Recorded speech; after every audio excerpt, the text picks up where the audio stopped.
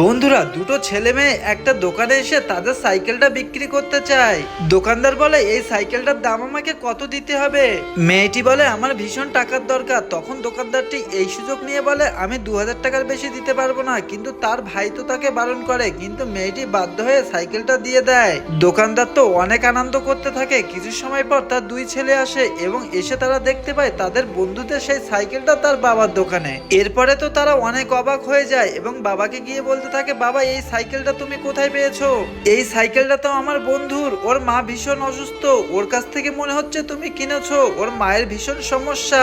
এরপরে দোকানদার মনে করতে থাকে সেই মেয়েটির কথা। মেয়েটি বলেছিল আমার ভীষণ টাকার দরকার। এরপরে লোকটি সেখান থেকে উঠে যায় এবং সেই বাচ্চা দুটিকে ডাকতে থাকে।